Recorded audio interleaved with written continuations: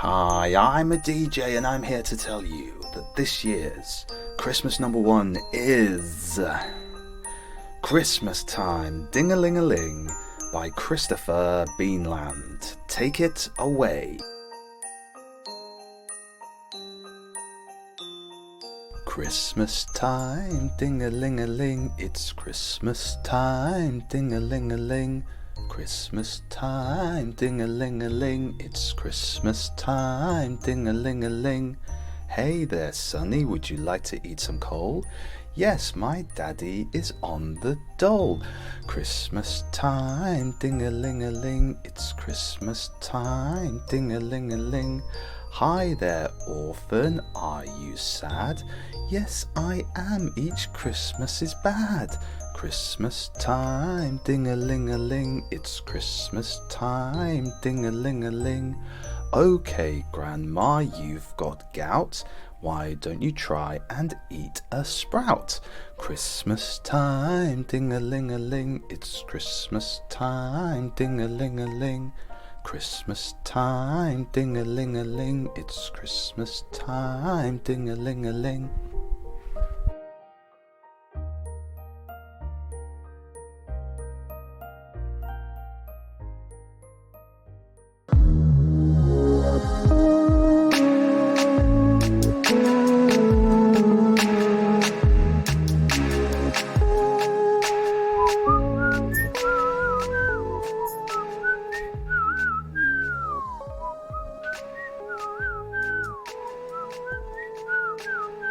Oh, hello.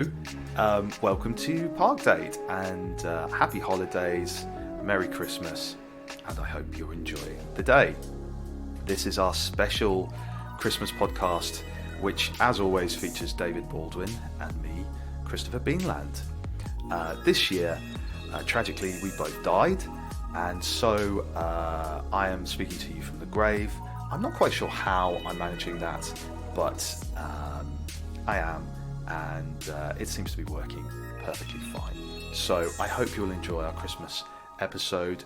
Do go and enjoy opening your presents, cuddling your loved ones, and eating lots of food, because that's what Christmas is all about. Thank you for listening to Park Date in 2023. Thank you for your reviews, for subscribing, and for following us on socials at Park Date Podcast. You helped us to get 2 nominations in the UK Independent Podcast Awards for Best Comedy and Best Books Podcast.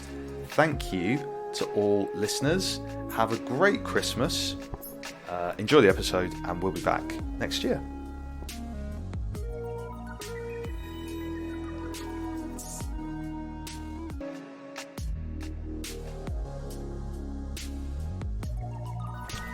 Michael Cumming will have finished by now. That was on the start of the podcast. In case you're wondering, Mr. Michael Cumming, friend of the podcast, was doing something tonight. Actually, wasn't. He was doing. No, let me think about this. He was doing something 2 months ago, because it's the night before Christmas, isn't it? Oh, that's right, of course. It's the night before Christmas. It is, and gosh, what a wintry spell has been cast over this. There's snow. Graveyard. There's snow everywhere. Yeah, can you hear the crunch of the snow?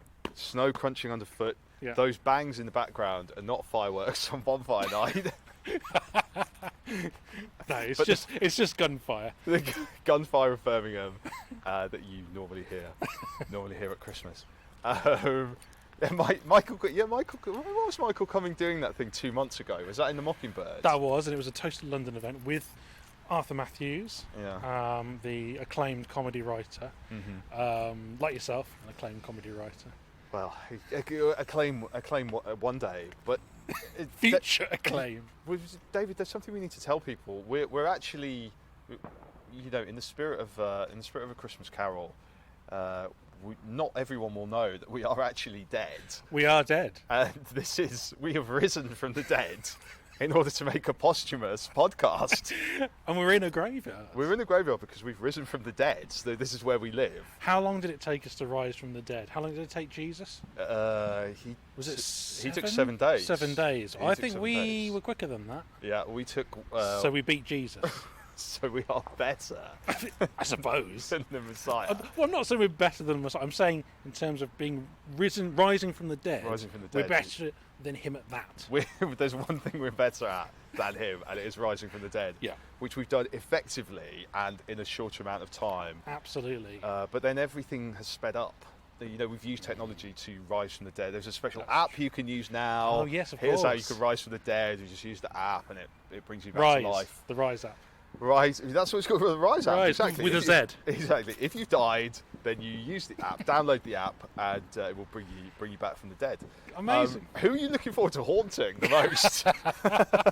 Who do I have a vendetta against? Yeah. Let's have a think. I'm sure there's somebody from my school years. I do hold a grudge. There would have definitely been some bullying going on there. Oh, that's sad. That is sad, but also what we do with sadness is we turn it into comedy.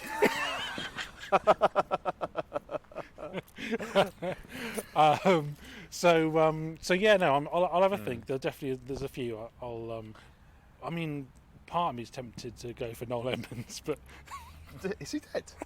no, we're going to haunt him. Oh, right, sorry. We're the dead ones, Chris. Right, sorry, yes. Of course, we're haunting the living. We're as haunting the dead. living. Yeah. Sorry, Noel Edmonds, for that accusation. Why would you haunt Noel Edmonds, apart from because Noel's house party was quite poor? Though Telly Addicts was good. It was. I work at the Midlands Arts Centre, and we hosted a screening of a documentary once, which was, I don't know if you remember, but Noel Edmonds was involved in a bit of a scandal, it's a banking scandal. He got screwed over, and he was meant to come and do a Q&A, so I promoted it as a Q&A, big whole thing, and he came and he did a 5-minute intro and then fucked off. So He actually came. he did. Was he weird? But that's he was okay. His beard was a bit strange, but but no, I was more annoyed that it was very strange. He came all that way for 5 minutes. You could have stayed for a Q&A. Why did he not stay? I don't know. No, that's bizarre. That's bizarre.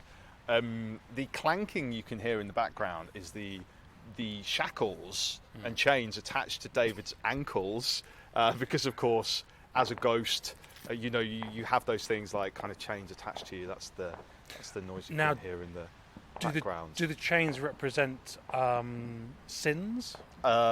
Yes. Okay. They do. There's a lot, Yes. especially on you. That's why it's noise. There's no noise of any sins coming from this place. It's all from you. I was watching the Jimmy Savile documentary. I probably need to cut this bit, but I feel like I'm sort of doing my explanation a bit of a Jimmy Savile way, like, oh, David's got some chains attached to him. I did think it was a very powerful piece. The Steve Coogan Steve one. Coogan, exactly. I couldn't quite watch it all. It was very comfortable. Yeah. He was very good. He was very good, and Jimmy Savile is even more monstrous and disgusting Oh, it's vile. than we could ever have imagined. He's I know. horrible, absolutely horrible person on every level.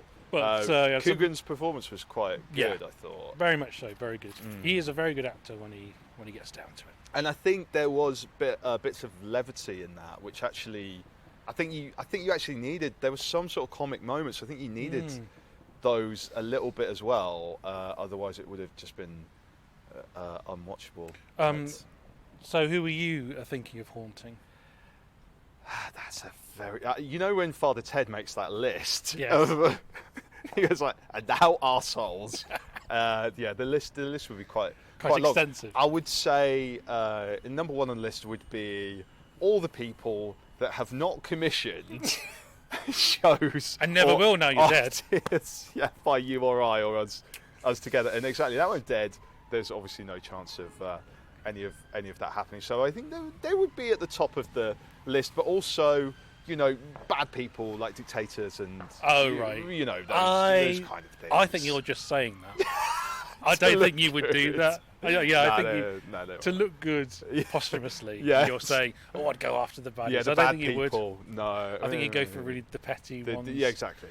Somebody the who people that piss me off. Yeah, exactly. Somebody who took a parking space once from you or something. Right. You'd be like, I'm getting you when I'm dead. Yeah. And on the subject of parking, 2 months ago, when it was Bonfire Night, Yes. and we were doing the thing at Mac, Brom on the Box, With Shazia Mirza. me and MasterChef, famous comedian Shazia Mirza, and formerly alive wannabe comedian Chris Beanland. And failed author Chris Beanland. Failed author, thank you for mentioning the F word again, David.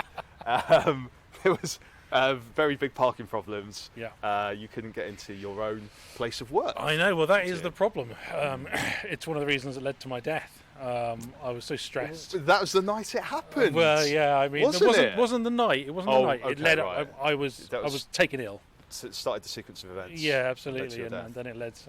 So here we are. And in fact, the lack of, I don't know if I mentioned that, the lack of audience at that event was actually one of the things that contributed to my death. Because I felt like I'd failed Shazia Mirza, who is, lest we forget, Shazia might be listening, as star of the podcast, which is, a much better version of the podcast than you and I speaking, because obviously she's a professional, she's been on TV. Shazia Mirza, very famous comedian who can sell out the Birmingham Hippodrome, places like that, faced with a crowd of 8 people. I felt quite embarrassed that there wasn't enough people, and that, in fact, David's covering his mouth, and rightly so. And that began the sequence of events that led to my death. I was so shamed and embarrassed that I felt there was only one way out. Yeah. I follow the Japanese law of honour. And Seppuku, is it? Seppuku, exactly. I felt Shazia, the day after that event, Shazia actually emailed me.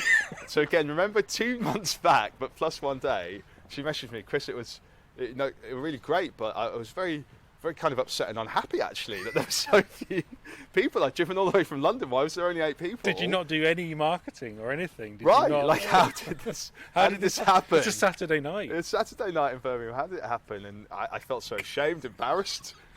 The next day, day when I read that email, that I felt I had to take the only way out that I could imagine doing, and I decided to slay myself in order to appease everything, appease everyone, and so basically you died of shame, which I feel, I died of shame. First time I met you, I probably said, how's that man going to die? I would have said shame. Probably of shame. Yeah.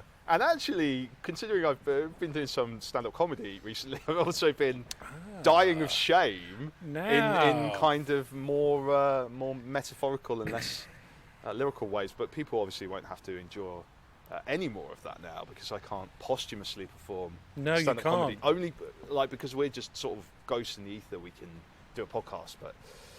Well, so this stand-up comedy went before you died. I mean, obviously you died a few times on stage. But that's the point. But it's very many times. How, give us a little bit of that.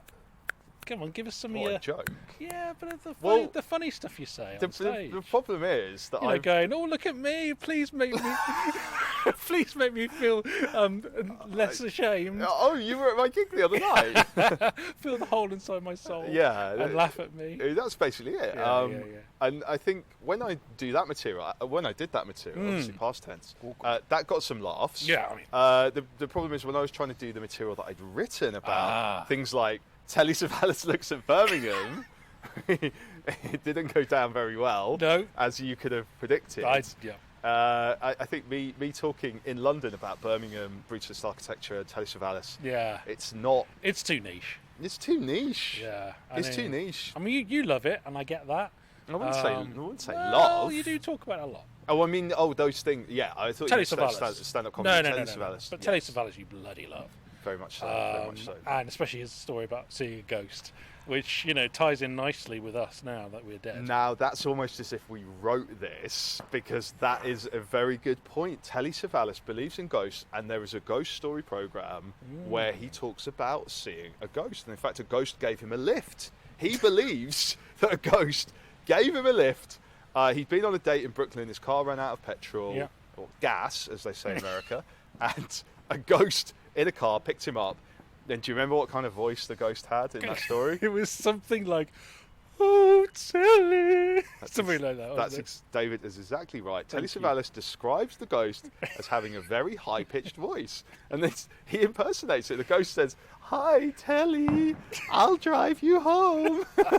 And a very kind ghost. A very kind, a very strange ghost. Now, hold on, was it a ghost car?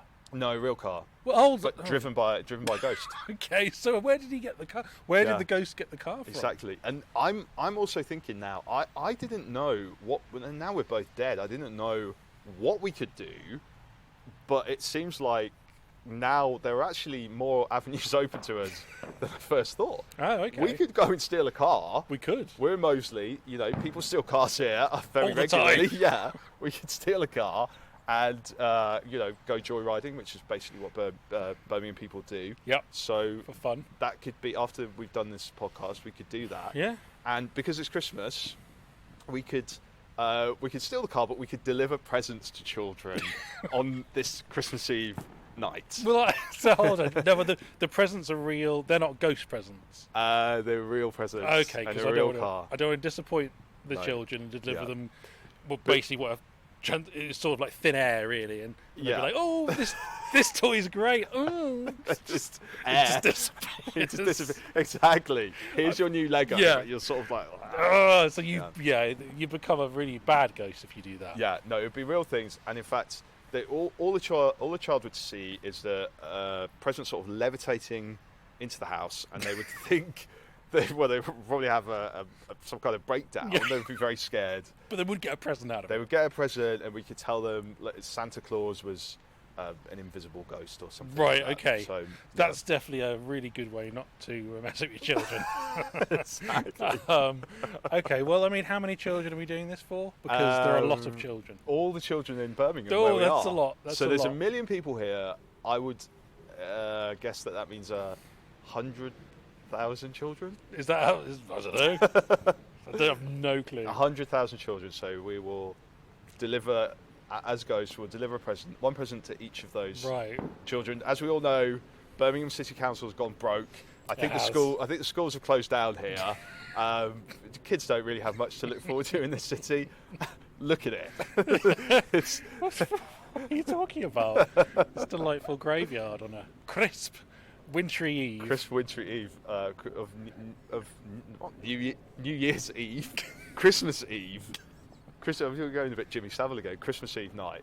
But we could have made up that we're in a graveyard. We're not in a graveyard. I wish people could see. They're real graves.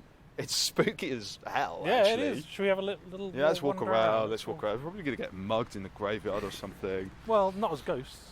Well, that's true because we could just disappear into the ether. Yeah, we can. See, things have changed now. Yeah, exactly. A lot for the better. Wouldn't it be funny if the police thought we were up to no good? Like, oh, what are you guys doing? A drug deal? Are you doing something we shouldn't be doing? No, we're just recording a podcast. Yeah. Two Why- ghosts recording a podcast. We're two ghosts recording a podcast. But it's Christmas Eve night in Moseley. Why are you in the churchyard recording a podcast? And then, it's not a podcast, though. It's a podcast. Like that? Do you want to put that in your stand-up routine? That's a very funny thing to say. Podcast. We can see over there some People's some houses. rooms. Yeah, we can see right into their houses. Yeah. What's going on over there? Do you think? It's just people preparing for Christmas, isn't it? Oh, of course, yes. Yeah, they're just That's right. hanging. The decorations. Exactly. And preparing tomorrow's Christmas feast of turkey. Now, if we go over here, let's have a look at this. Cause There's a graveyard. There's a bit of information. Okay, an information sign. Let's see what it says. I'll get my ghost phone out. We looked for. St Mary's Churchyard. I can't even speak tonight. Probably because I'm a ghost. A Yeah. quiet sacred space in the heart of Moseley. So St Mary's Churchyard Park. Over 9,400 people are buried here.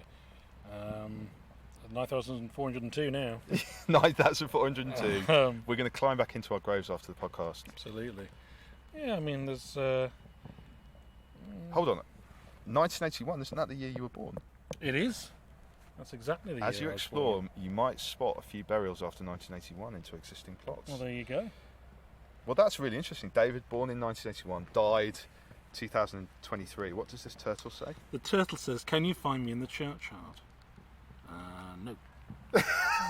It's a turtle. This is a turtle. A cartoon turtle who apparently is on a graveyard.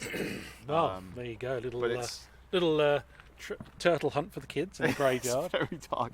It's probably the most haunted place I've ever been to. I mean, we are ghosts, but David, do you believe in ghosts? Do you believe in us? Do you believe in us? When I was alive, I never believed in us, so it's not going to change when we're dead.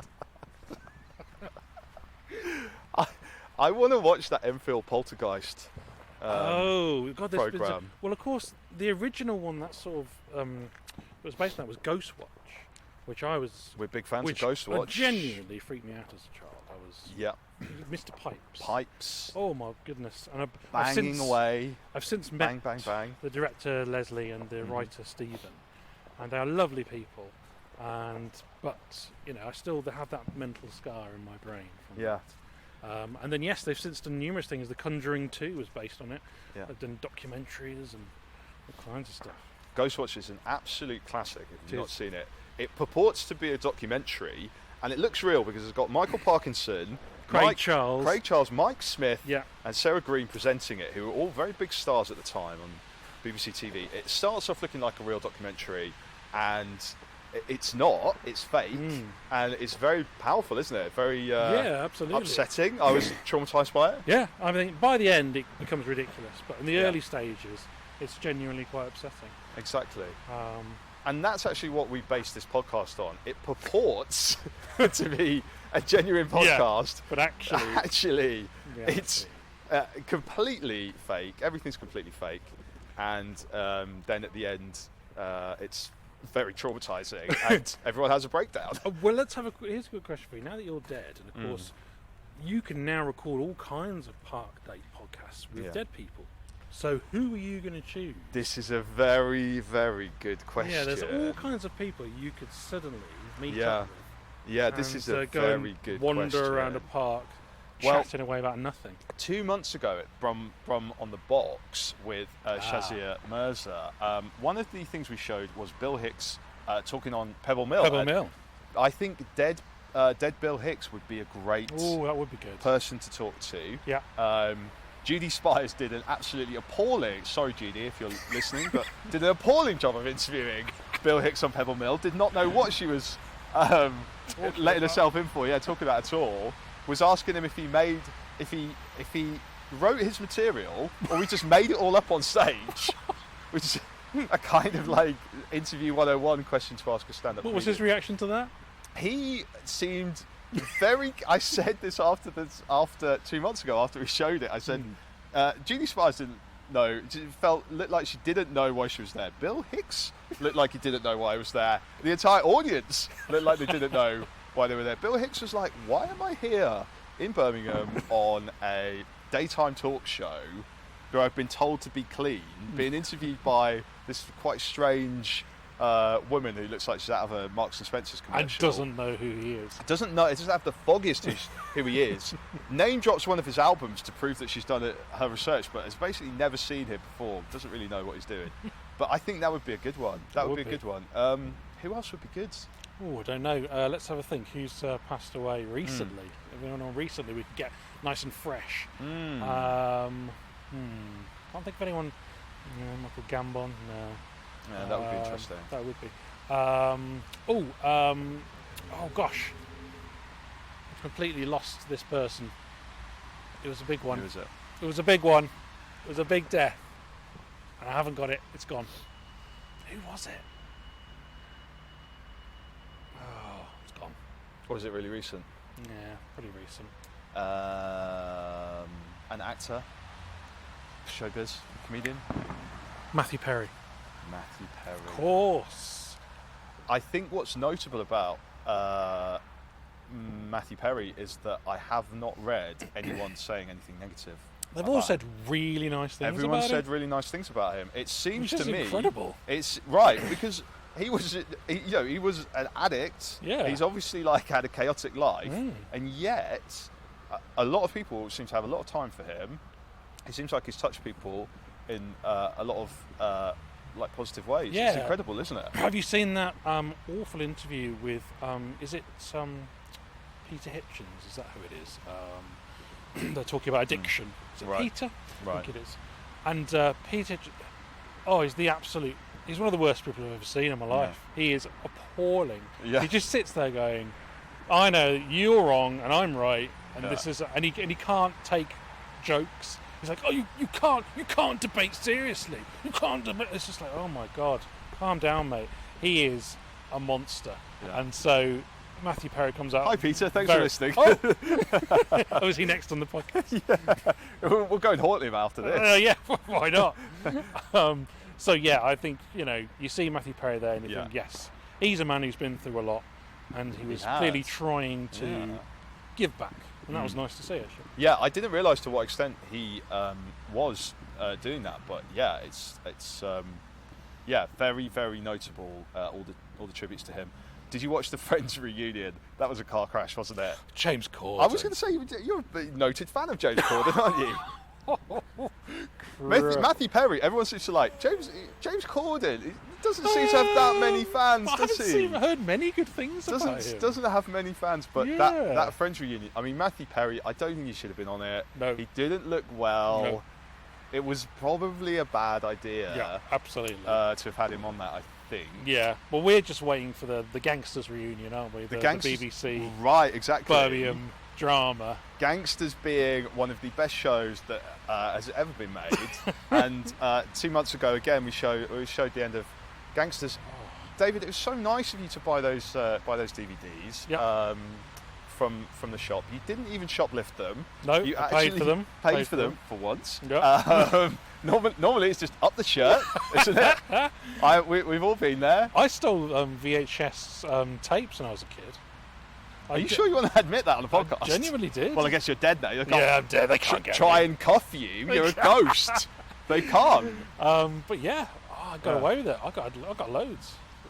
Seriously, this is not me making this up. I was a bit of a klepto. Which VHSs did you nick? Gosh, there was some Star Trek in there, right. Deep Space Nine. Yeah. Yeah, there was a whole series of those. What else did I steal? Can't remember. Yeah, I think there was around that time that a fair bit of sci-fi. Was it? Yeah. I don't know why I started stealing it. Yeah. My parents never found out, so let's. Hello, Mr. and Mrs. Baldwin. Your deceased son. Has admitted was also a thief. A thief. Yes. Was it always from? We probably shouldn't go into details, but was it always from the Solihull branch of W.H. Smith's, or was it Mel? Are we talking Mel Square? Yeah. Mel Square. Yeah. In that vicinity. Yeah. I never knew that. That's so funny. So there's a little. Well, now I'm dead. You can let it go. Everyone nicks things when they're a kid. I remember. Did you have like a language exchange? Did you ever go to France? I and then didn't. But yes, they did have. Did they do that in your school? My sister did one. Right. Where did your sister go?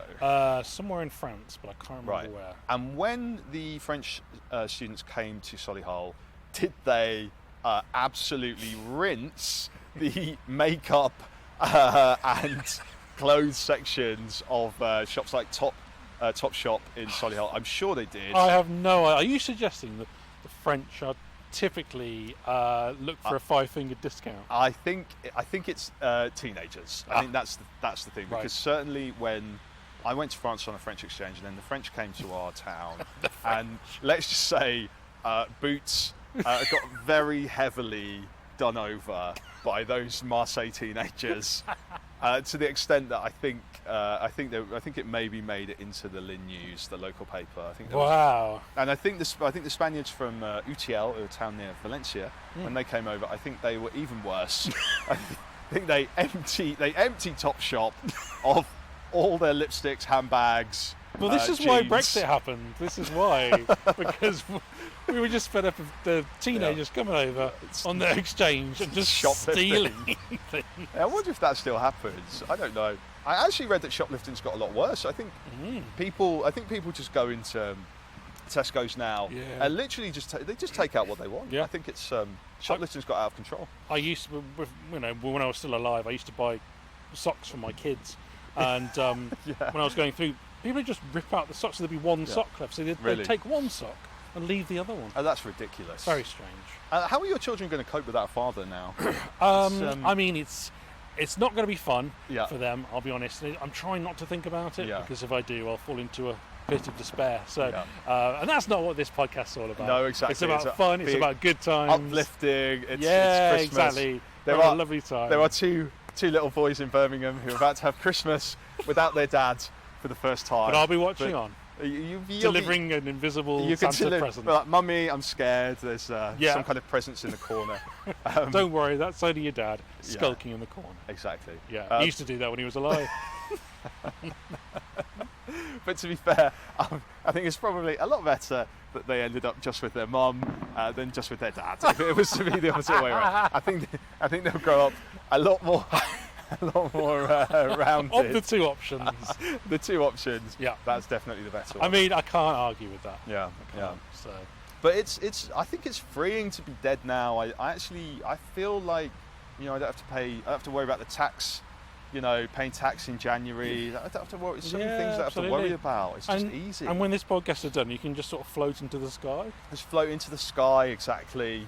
No need to worry about earthly problems like getting the bus or taxi, exactly. I'm past my bedtime, and there is no bedtime, and there's no rest exactly for us anymore. I think one thing. Here's something I'm interested in. Like, obviously, we talk every year about. And we will do, even though we're dead, we'll still keep talking about writing this sitcom that's going to be made someday. Do you think it's going to be more difficult now we're dead to get it commissioned? I think it's a good selling point. It's the first sitcom written by ghosts. Right, exactly. Maybe that's a diversity box that's not been ticked. Oh, you know what? That's a big old tick. Dead people. We are white males, though, and we're both straight. I think the problem is all ghosts are white, aren't they? That's a fair point. Part of the problem. I think maybe ghosts need to take a lesson in diversity. Yeah, maybe they do. There's too many white ghosts. Maybe that's what we're here for. We're going to diversify things. Exactly. By setting up some kind of box ticking exercise. They say there's too many white men. There's too many white ghosts. Yeah, exactly.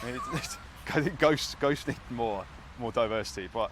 I think maybe it could help. Maybe we could write a ghost sitcom. I mean, some of the stuff that you've written about. Actually, were there ghosts in?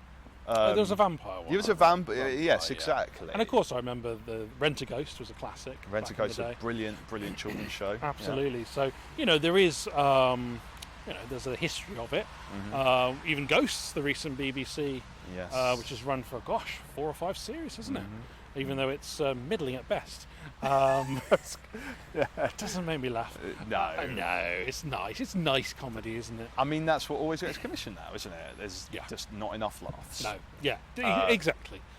And you don't need laughs anymore. Right, as our podcast and my stand-up, absolutely, as my stand-up comedy also proves. My experiment in stand-up comedy. Can you do comedy that's like doesn't have laughs because you're talking about Birmingham and breachless buildings, but yes, laughs are important, and laughs are important. I don't know, maybe our new dead position in life will help us to sort of get to the nub of more laughs in a way. I don't know. Oh, maybe. I don't know. Maybe we'll find some kind of we'll see something we didn't see when we were alive. We'll get some kind of spiritual awakening, literally, because we're now with spirits. Yeah. So that's we can only hope. Exactly. That'd be nice. Exactly. And it's kind of sad as well. I don't know if I even told you this, David, but I'm just boasting now, but the podcast got nominated for 2 awards, quite unbelievably. Amazing. When that notification came in, I thought there really must be some mistake here because this is really a half-assed effort that's only been going a year. And actually, one of the clips that I submitted was our podcast of talking about King Kong. So that has contributed amazing to obviously didn't win, but the success. Oh, we didn't win. No, obviously not. But shortlisted. Okay, well that's great. For best comedy. Who were you up against? Gosh, I should remember the names of. You didn't even look, did you? There were some quite big names. I can't remember off the top of my head. Right. They were all great. and you should listen to all of them. Yeah. I'll put the links up. Well, no, I can't now. No, because you can't. I'm dead. How can I type? I can, exactly. Yeah. You'll But have to whisper into someone's ear. I will exactly. I As will. they type. I will. If you want to know the names of the other podcasts, just say, and I will come and Come and haunt haunt you. you, and then whisper in, and then Yeah. make you type it Yeah. onto a screen. So that's Yeah. that's lovely. But it is sad because maybe this could have gone somewhere. Could have. Certainly never been nominated for an award before, No. and now never will be again. Did you go to a swanky award ceremony, or was it an online affair? No, there was a real award ceremony, Ooh. and it was quite a lavish do. But yes, no actual gong, but a shortlisting is all you can really hope for. But maybe if there's a posthumous podcast awards next year. Well, I'll tell you what, sympathy though, the sympathy vote, right? Yes. And things sell better when you're dead. We know that. When musicians die, suddenly they're, oh gosh, we loved you and we never appreciated you. So perhaps that will happen with you. What David has just hit on an amazing. It's probably the most prescient and clever thing that David has actually ever said, Well, because it's. I've said clever thing, more clever thing. You're right. Dying is the very best thing you can do for your career. So in a way, us dying, this could lead to us, the scripts, the brilliant scripts that you wrote and the okay scripts that I wrote They'll could now be find them. discovered. Yes. People will put them, on TV. People will be like, "Oh, these guys were actually amazing." Yeah. But yeah, dying is the best thing you can do. I worked in HMV. We'll finish in a minute, but a finishing thought. I worked in HMV when I was young. We were plagued by a lot of shoplifters. I wonder if one of them was yourself, David. Perhaps. But every time it was very macabre. Every time someone died, there would be a meeting the next day, and head office would arrange for a what is it called, like a display to be set up, and a lot of that person's product, as it was called, would sell. Yeah, would be ordered in. I want to say Frank Sinatra died when I was working there, but I might be misremembering that. Do you remember when he died?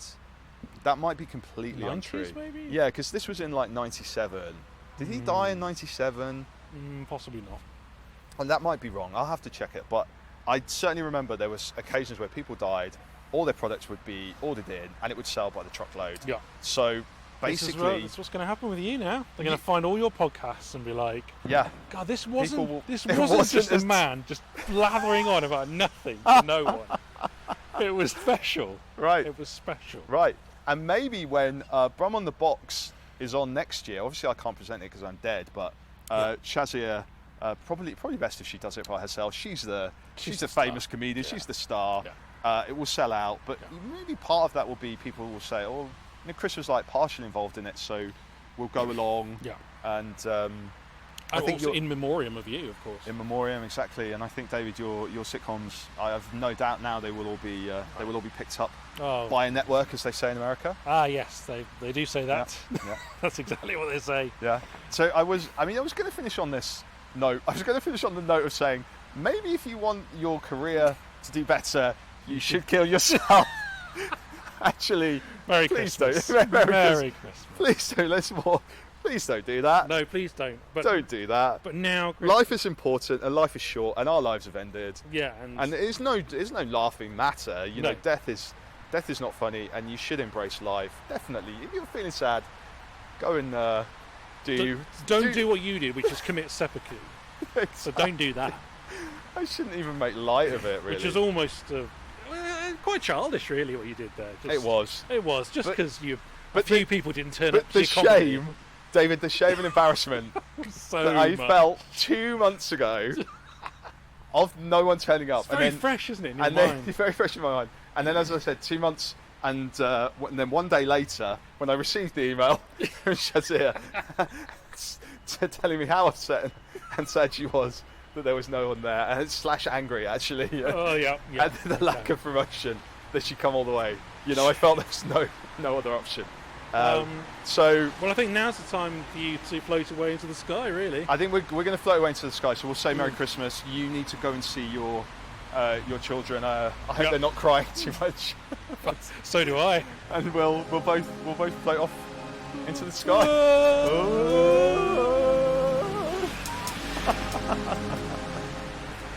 Did that sound like floating?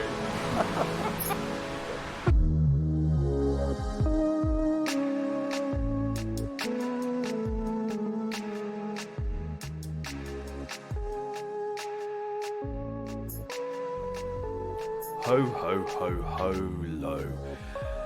You'll know by now that neither me nor David is actually dead. It was all a ruse. So, I hope you enjoyed our Christmas podcast.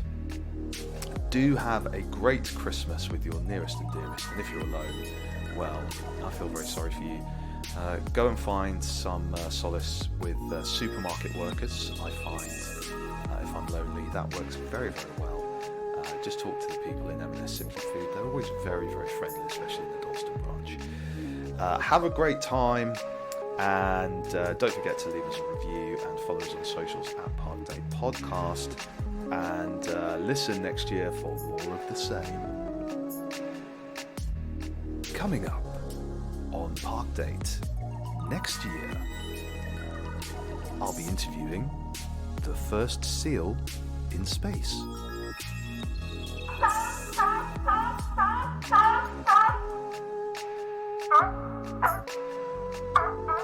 How was the mission?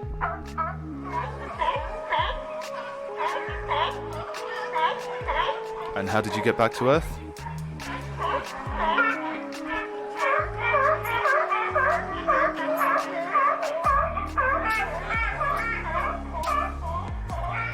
All of that and more on Park Date in 2024.